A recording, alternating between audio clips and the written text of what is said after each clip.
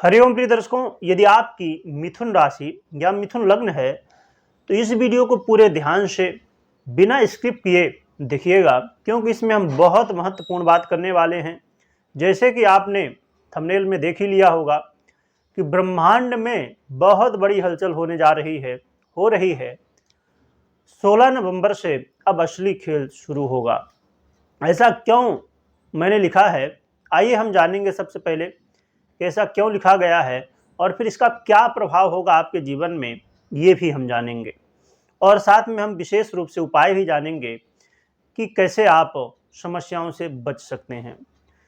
तो ब्रह्मांड में क्यों मैं कह रहा हूं कि बहुत बड़ी हलचल हो रही है, क्योंकि नवंबर के महीने में आठों के आठों ग्रह पूरी तरह परिवर्तित हो रहे हैं।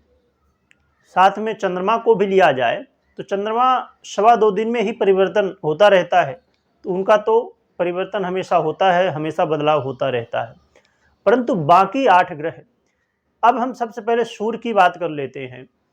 तो सूर्य की बात करें तो सूर्य 16 नवंबर को, चंद्रमा हमेशा बदलते रहते हैं, मंगल भी 16 नवंबर को।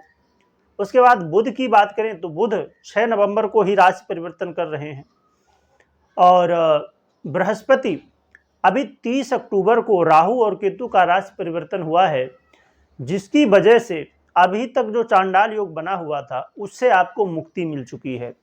अब देवगुरु बृहस्पति जो रिजल्ट आपको देना चाहते थे, आपने जो बहुत सारी वीडियो में सुना था कि देवगुरु बृहस्पति ये देंगे वो देंगे, पर मिल नहीं रहा था। उसका कारण क्या था? वो चांडाल योग में फंस गए थे।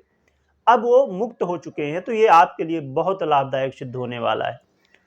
साथ में देखा जाए तो देवगुरु बृहस्पति के अलावा शुक्र का परिवर्तन भी शुक्र का परिवर्तन 2 तारीख को ही हो गया है नवंबर में। तो यहाँ पर शनि का बात की जाए तो शनि अभी तक वक्री थे और अब मार्गी होने वाले हैं। आपके भाग्य भाव में गोचर करते हुए भी आपको भाग्य का साथ नहीं दे पा रहे थे। इसका कारण था वो वक्री थे, अंश बल से कमजोर थे। अब अंश बल से मजबूत हो चुके हैं और साथ में मार्गी हो चुके हैं वक्री से। तो ये 4 तारीख को मार्गी हो रहे हैं नवंबर में ही। तो प्रिय दर्शकों, आपने समझ लिया ना कि 9 के 9 ग्रहों की स्थिति, कोई तो वक्री था तो मार्गी हो गया जैसे शनिदेव, और बाकी ग्रहों के राशि परिवर्तन, नक्षत्र परिवर्तन हो रहे हैं। इसीलिए मैंने लिखा कि ब्रह्मांड में जितने 9 के 9 ग्रह हैं, सबका परिवर्तन हो रहा है, बड़ी हलचल हो रही है, बहुत बड़ी। तो इसका क्या प्रभाव होने वाला है, और इसके अलावा इसमें हम ये भी कवर करने वाले हैं कि जैसे आप बहुत सारी वीडियो देखते हैं पूरे महीने में कि अब जैसे शुक्र महाराज अपना राशि परिवर्तन करके और केतु के साथ युति कर लिए, वो नीच अवस्था में नीच अभिलाषी हो गए। तो इसका प्रभाव कहीं ना कहीं बहुत अच्छा नहीं कहा जाएगा, खराब ही कहा जाएगा, क्योंकि नीच अवस्था में वो भी केतु के साथ चले गए। तो आपने वीडियो देखा तो आप डर गए कि ऐसी समस्याएं होंगी, परंतु कोई दूसरी वीडियो देख रहे हैं दूसरे ग्रह की तो लग रहा है कि हाँ बहुत अच्छा होने वाला है। तो अब यहाँ कंफ्यूजन ये होता है कि कोई तो बता रहा है कि अच्छा हो रहा, कोई बता रहा है कि बुरा होने वाला है, तो होगा क्या, ये चीज़ हम समझेंगे। और आप बताइएगा, हमारी कोशिश होगी कि हर महीने जितने पूरे महीने की स्थिति होती है, चाहे वो परिवर्तन हो, नक्षत्र परिवर्तन हो, राशि परिवर्तन हो या वक्री मार्गी, जो भी, तो सबका रिजल्ट एक साथ एक वीडियो में ही दिया जाए। तो ये भी हम इसमें समझने वाले हैं। चलिए अब हम समझते हैं कि इसका प्रभाव क्या होने वाला है आपके ऊपर।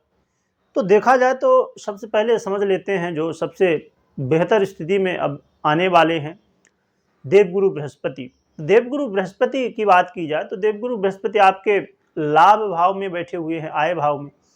तो लाभ भाव में बैठने की वजह से अभी तक जो समस्याएं चल रही थी धन को लेके, छोटी छोटी बीमारियों को लेके, तो जो धन की समस्याएं थी अब वो दूर होने वाली हैं, धन आगमन शुरू होने वाला है। साथ में छोटी छोटी बीमारियां जो थी उनसे भी छुटकारा मिलेगा। बड़ों का सहयोग नहीं मिल रहा था, बड़े भाइयों का खासकर बात ब्यात की अनबन की स्थिति बनी हुई थी, तो अब बड़ों का सहयोग, खासकर बड़े भाई का सहयोग मिलने वाला है। इसके अलावा इच्छाएं, जो आपकी इच्छाएं थी कि ये कर लूँ मैं, वो कर लूँ, ऐसा कर लूँ, वैसा कर लूँ, ये सब नहीं हो पा रहा था, आपकी इच्छाएं पूरी नहीं हो पा रही थी। तो अब आपकी इच्छाएं भी पूरी होंगी, आपके काम भी बनने वाले हैं। देवगुरु बृहस्पति आपके तृतीय भाव में दृष्टि डालते हुए आपको अग्रसर करेंगे हर एक काम को करने के लिए। आपके शौर्य में, आपके कार्य क्षेत्र में प्रबल बना देंगे आपको। आप बड़ी तेजी से हर एक काम को और बड़ी कुशलता के साथ, क्योंकि पंचम भाव में भी दृष्टि डाल के, और बड़ी कुशलता के साथ आपको काम करने की इच्छा होगी और आप काम करेंगे और सफलता मिलेगी। और उन लोगों को भी अब सफलता मिलने वाली है जो लोग सोशल मीडिया में काम करते थे। सोशल मीडिया में आजकल अब देखा जाए तो यूट्यूब हो गया या फेसबुक या इंस्टाग्राम या अन्य भी सोशल मीडिया जो भी हैं, तो वहाँ पर देखा जाए तो हर दिन हजारों लाखों लोग, नए लोग जुड़ रहे हैं, क्रिएटर बन रहे हैं। तो यहाँ पर होता क्या है कि आप क्रिएटर तो बन जाते हैं पर सफलता आपको नहीं मिलती है। तो अब सफलता क्रिएटर को भी मिलने वाली है। लास्ट में जरूर बने रहिए, क्योंकि हम लास्ट में महत्वपूर्ण बात करेंगे, वो समझना जरूरी है, नहीं तो ये बातें सब झूठ लगेंगी, आपको लगेगा कि हाँ ऐसा हुआ नहीं है, इसीलिए लास्ट जरूर बने रहिए। तो यहाँ पर समझा जाए तो वो लोगों को भी सफलता मिलने वाली है जो लोग कंपटीशन में थे, या किसी आप एग्ज़ाम दे रहे थे कोई, या कोई भी कंपटीशन में थे, तो अभी तक किसी न किसी कारण की वजह से आप असफल हो रहे थे, तो अब सफलता मिलने वाली है। इसके अलावा विद्यार्थियों के लिए समय बहुत बढ़िया होगा। विद्यार्थी झंडा गाड़ सकते हैं, अभी तक आपने जो मेहनत किया है उसका रिजल्ट अब आपको मिलने वाला है। और आपके बैंक बैलेंस में भी वृद्धि होने वाली है। इसके अलावा देखा जाए तो जो अभी तक मैंने जैसे पहले कहा कि आप मेहनत तो बहुत ज़्यादा कर रहे थे पर रिजल्ट नहीं मिल रहा था, भाग्य का साथ नहीं मिल रहा था, तो अब शनिदेव हो गए हैं मार्गी, तो यहाँ पर भाग्य का भी साथ मिलने वाला है। साथ में आपके जीवन में जो बहुत ज़्यादा भय बना हुआ था, क्या होगा कैसे होगा, वो भी दूर होने वाला है। इसके अलावा देखा जाए तो सूर्य और मंगल की स्थिति भी परिवर्तित होने वाली है। मंगल अपने ही राशि में आने वाले हैं और यहाँ पर ये आपके षष्ठम भाव में गोचर करने वाले हैं सूर्य के साथ में बुध भी गोचर करेंगे। तो सूर्य और बुध एक साथ बैठने वाले हैं, तो यहाँ से क्या होगा, बुधादित्य योग का निर्माण हो जाएगा। साथ में मंगल और सूर्य भी बैठने वाले, सौर योग का भी निर्माण होगा।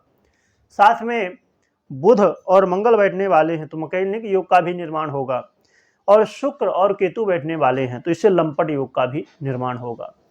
तो ये चार योग बनने वाले हैं, तो इनका भी रिजल्ट तो होगा। अब जैसे बुधादित्य योग बनेगा तो अभी तक जो आप निर्णय ले रहे थे वहां पर कहीं ना कहीं कमी हो जा रही थी, निर्णय आप सही नहीं ले पा रहे थे, तो अब सही निर्णय ले पाएंगे। साथ में आपको जो आलस्य आ रहा था या आप जितनी मेहनत करनी चाहिए नहीं कर पा रहे थे वो कर पाएंगे।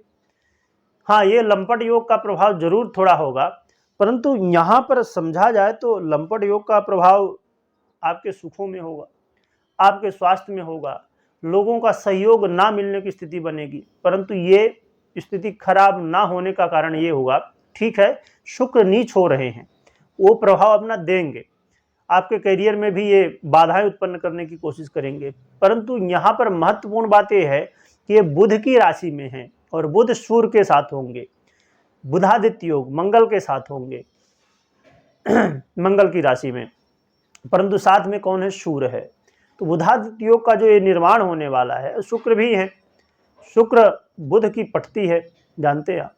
तो शुक्र का जो प्रभाव है वो कहीं ना कहीं बुध के आधार पे, और केतु का तो मालूम ही है आपको कि केतु जिस राशि में बैठता है उसके अनुसार देता है, उसके अधिपति के अनुसार। तो यहाँ पर जो स्थिति गड़बड़ हो रही है उसको बुध संभाल लेंगे, तो आपके जीवन में अब जो समस्याएं थी उनसे अब आपको छुटकारा मिलने वाला है।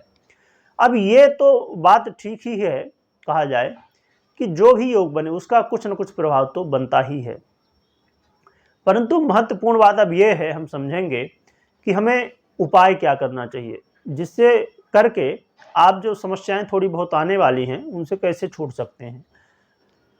अब यहाँ पर समझने वाली बात एक और भी है, मैं अक्सर सभी वीडियो में बताने की कोशिश करता हूँ कि अपनी जन्म कुंडली जरूर देख लें कि आपकी जन्म कुंडली में ग्रहों की स्थिति कैसी है, क्योंकि यदि गोचर में स्थिति बेहतर है तो रिजल्ट तो मिलेगा।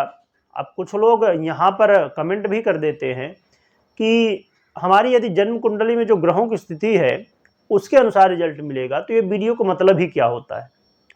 इसका तो कोई मतलब नहीं, बनाना ही नहीं चाहिए।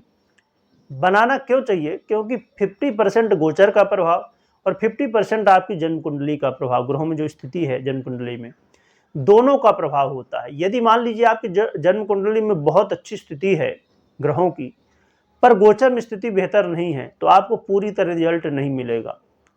और यदि गोचर में बहुत अच्छी स्थिति है और जन्म कुंडली में ठीक नहीं है तो पूरी तरह नहीं मिलेगा।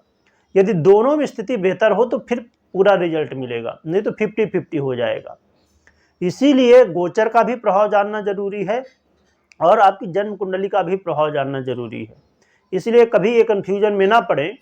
बहुत सारे बुद्धिमान लोग होते हैं और ये भी कहते हैं कि फिर इसका कोई ज़रूरत ही नहीं है गोचर का। बिना गोचर का जन्म कुंडली का कोई महत्व नहीं रह जाता, क्योंकि हमेशा दो पहलू होते हैं, एक जन्म कुंडली, एक गोचर कुंडली। जैसे सिक्के के एक पहलू नहीं हो सकता, और भगवान ने इसीलिए दो बनाया है। हर चीज़ को देखिए, दो बनाया भगवान ने। दाम्पत्य जीवन में दो, पुत्री और पुत्र दो, बहुत सारी चीज़ें आपको बताने की जरूरत नहीं है। इसलिए बहुत जो बुद्धिमान ज़्यादा होते हैं, अपने आप को समझते हैं, तो ये समझ लें कि दोनों का प्रभाव होता है। प्रिय दर्शकों, अब हम उपाय की बात कर लेते हैं। तो मुझे हंसी इसलिए आ रही कि लोग कमेंट करते हैं, जानते कुछ नहीं और कमेंट कर देते हैं। कमेंट करने से पहले थोड़ा रिसर्च तो कर लो भाई, थोड़ा जान समझ लो फिर कमेंट करो ऐसे। चलिए अब हम बात कर लेते हैं उपाय की। तो उपाय की हम बात करें तो आपको माँ जगदम्बा की आराधना करना, माँ जगदम्बा के स्तोत्रों का, मंत्रों का जप करना, पाठ करना आपके जीवन में जो समस्याएं हैं उनको दूर करने वाला होगा। बस माँ जगदम्बा की शरण ले लीजिए तो आपके जीवन की जो समस्याएं हैं वो सब दूर हो जाएगी। और वीडियो को ज़्यादा से ज़्यादा शेयर करिएगा और कमेंट में जय माँ दुर्गे, माँ दुर्गा का मतलब स्मरण करना है, खाली लिखना नहीं है, आपको स्मरण करते हुए माँ जगदम्बा का जयकारा लगाना है यहाँ पर और शेयर करना है, जिससे हर व्यक्ति तक ये पहुंच सके। क्योंकि पूरे महीने का गोचर का जो प्रभाव है वो इसमें आ चुका है। बहुत सारी वीडियो जो आपने देख के भ्रमित हो गए थे, उनसे भी अब मुक्ति आपको मिल रही है। वीडियो देखने के लिए बहुत बहुत धन्यवाद।